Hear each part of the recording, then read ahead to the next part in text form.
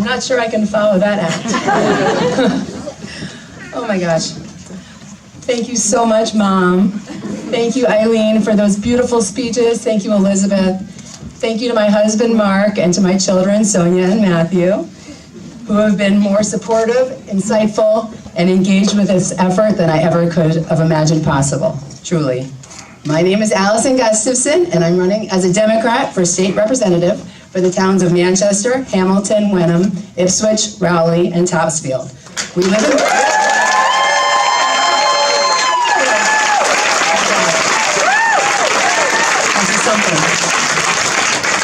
Can't even believe it. We live in Manchester, and Mark's family roots in Ipswich date back to 1918. I'm running for state representative because I'm on a mission to offer a new kind of leadership for this district. It's time for a new conversation. The State House is where the will of the people is made into law, and I have the energy, the ideas, the experience, and the determination to forge that partnership with you. I'm running because change for good starts here.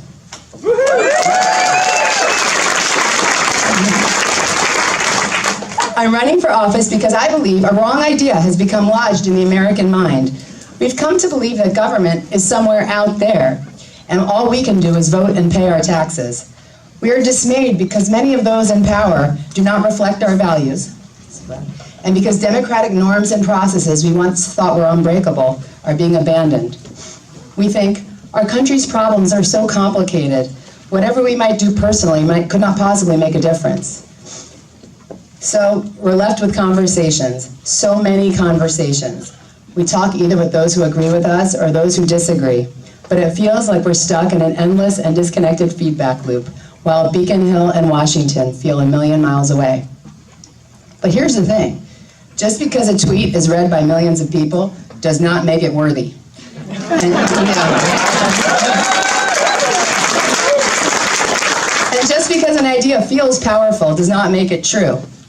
We've all seen people right here in our district and throughout Massachusetts and across the country who are rejecting the idea that they can't make a difference. They are creating new possibilities. People are stepping in to change the conversation because they know this. It is not enough to raise our children to be prepared for the world. We must also raise the world to be worthy of our children.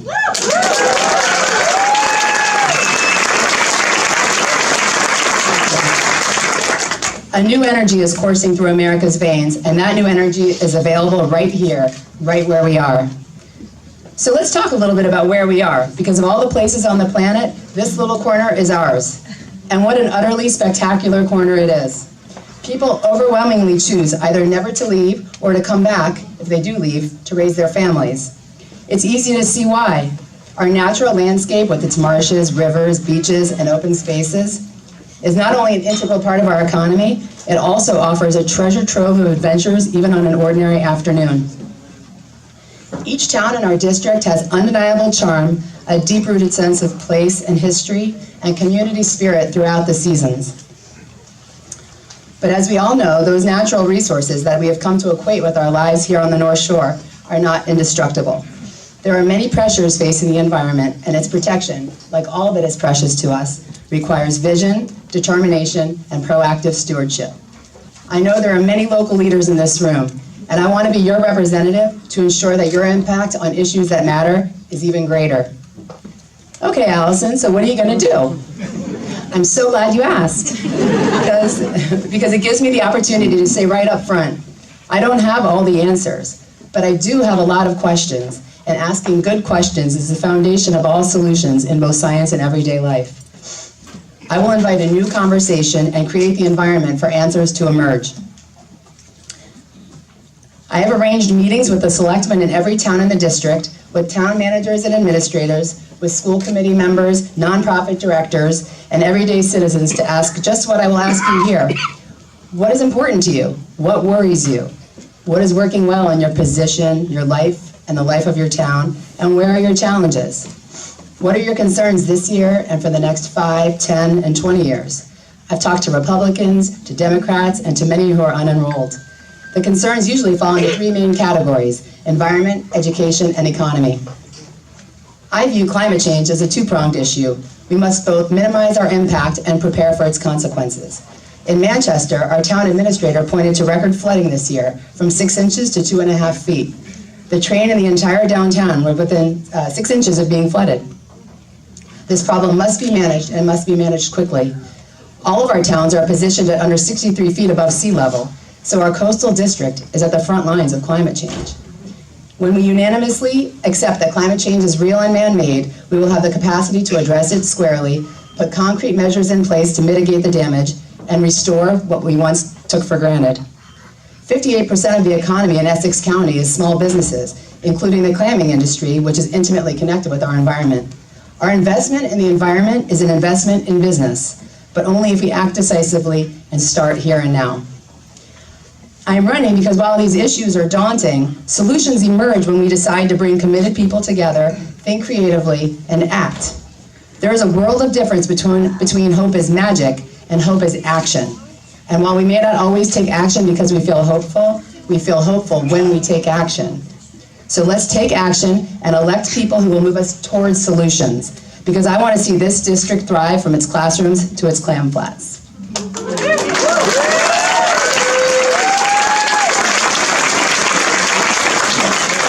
Which brings us to education. Education, just like the environment, is about so much more than managing resources, just like it's about so much more than math, science, reading, and writing. I'm a mom and I was a teacher, and I know that it's also about every student having access to the tools with which to encounter, think critically about, and evaluate ideas in a supportive and inquisitive community. Above all, every child must know from the earliest years that a purposeful, curiosity-filled, and dignified future awaits. 2 of our towns don't even have free full-day kindergarten. This leaves many of our children playing catch-up. And everywhere I've gone, from regional finance forum to school committee meetings to local online groups of concerned parents, I've also heard the same sense of desperation. Please fix the Chapter 70 formula for educational funding distribution from the state.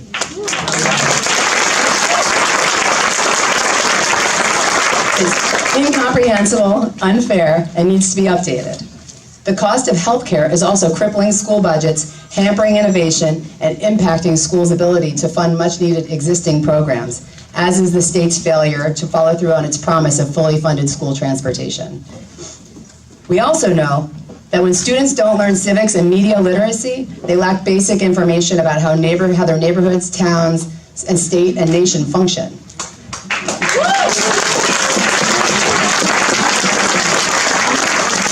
This, in turn, results in poor voter turnout, which impacts every aspect of our lives. In our district, only 1 school offers a civics class, and only 58% of registered voters regularly vote in elections. Highly educated citizens are the foundation of our economy and our future. For several years, my opponent has sponsored voter ID legislation that undermines rather than encourages civic participation. It's a potentially expensive, labor-intensive solution to a problem we don't have, and at the very least distracts us from the many issues that we do have.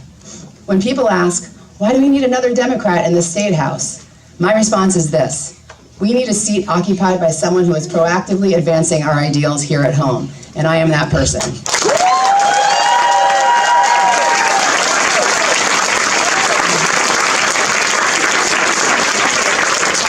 So if last year was about resistance, this year it's about representation. And it also comes down to simple math. If women comprise 53% of the population, but only 25% of the legislature, then the legislature is, by definition, not representative.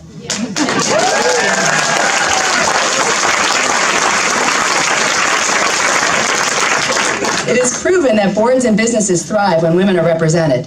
But don't vote for me just because I'm a woman. Vote for my energy, my fresh perspective, my dedication, and my relevant experience. Since I am challenging a 20-year incumbent, people rightfully want to know why. It's an excellent question. I hear he's a nice person. Well, I'm a nice person too. So there's no difference there.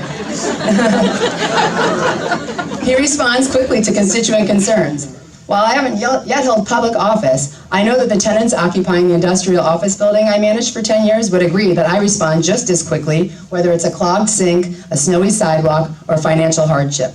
So no difference there either. The difference between us, as I see it, is twofold. First, some facts. My opponent has an A+ rating from the NRA. Yeah. And a 0 rating from Planned Parenthood. Yeah. And while he did earn a 64% rating from the Massachusetts Audubon Society, that's still, in school grading terms, a D. I never earned a D in my life, and I don't think our environment deserves one either.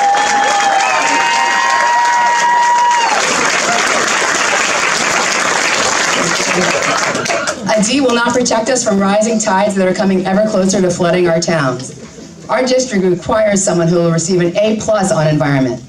So it's fair to say that my opponent does not represent my values. The second difference between us comes down to leadership. When I started Essex County No. 6 Indivisible, I felt that as a society, we had lost two important things. First, we lost our sense of what it means to be a citizen, beyond, as I mentioned earlier, the ritual of voting in presidential elections and paying taxes. Like many, I had been swept up in the Yes We Can fever of the first Obama campaign. I hosted phone bake parties, knocked on doors, and wrote hundreds of postcards. Shortly after that election, I wrote a proposal to the Obama White House to establish a Department of Public Engagement. The idea was essentially, you've got us, we're in, we're ready, now what can we do? Tell me where you need me. But that second wave never materialized, and we all went back to our everyday lives. I also believe we have lost the ability to distinguish between fun and entertainment. To be entertained, all you need is a device and perhaps a Netflix subscription. But to have fun, you need community. So with that vision, a community based on the shared purpose of civic engagement, with a sense of fun woven through the process, I founded EC6. Our group was part of a national movement of over 6,000 like-minded groups who are largely credited with stopping Trump care. Woo!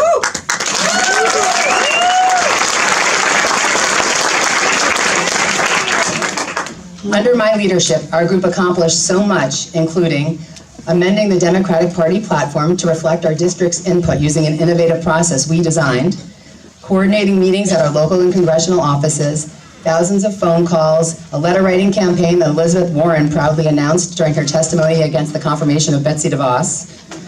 Yeah. A children's art event in response to EPA cuts that culminated in art books for all of our congresspeople, and so much more. With all due respect to my opponent, I believe deeply in the power, the dignity, and the necessity of passing the torch, which is why I decided to thoughtfully transition EC6 to a leadership council. When we allow new leaders to emerge and contribute to a vision, that vision evolves and strengthens the entire community. I know that the Leadership Council will continue to engage the local community on issues that matter. This campaign is about more than just individual issues. It is, above all, about each of us rediscovering our own sense of agency and the new chapter in the American story that we will write together, starting here and starting now. We have lived for a long time in a superhero culture where we celebrate the idea that someone with special powers will swoop in, save the day, and allow us to go back to our everyday concerns. But I believe we are being called to put down the binoculars with which we watch the skies for rescue, pick up our phones, call our friends, roll up our sleeves, and do the work together. When we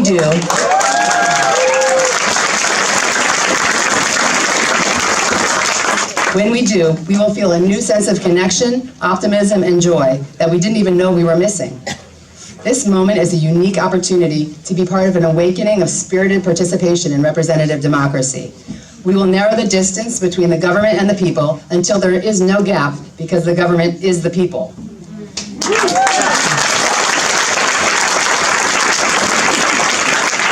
But before we get to work, I already have so many of you to thank. To the incredible team that made this evening possible under the outstanding leadership of Sue Esty. Can't even believe this beautiful event and everything that went into it. If you are on the event or finance committees, the kitchen cabinet, a volunteer, or who have expressed encouragement and support along the way, I'm so very grateful. I would like to thank the American Legion in Manchester, who kindly lent us our flags. They represent not only our country, but also our state, and remind us that change starts here with us. My mom, you know, my dad, my husband and children, and their great-grandparents, aunt, uncle, and cousins who all came up from Maryland to share this moment with me.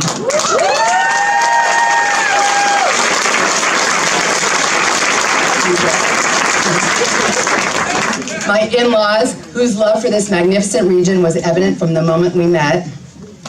And I want to thank all of you for sharing this evening and this unique moment in history. This is about each of us bringing our power and agency, our skills and gifts directly into the civic process itself. I'm running for state representative because I offer a new kind of leadership to this district. I don't just see a few more seats opening up at the governing table. I see a new dynamic entirely. A gathering of people with sharp minds, strong convictions, and wisdom drawn from experiences outside of the political arena. Politics is where a society answers critical questions about how we live and work together. I believe I am the person to lead those discussions so our neighborhoods and towns genuinely feel the power of government at our fingertips. I am a mother, a citizen, and a community organizer who has discovered that no matter what your question or your concern, the answer is the same. Start where you are. I'm running with my sights set on a thriving future for everyone, young and old, in every city, town, and neighborhood. And so I ask for your vote, for your support, and your participation, because change for good starts here, and the conversation starts now, here, tonight. I would be so honored to represent this great district. Thank you.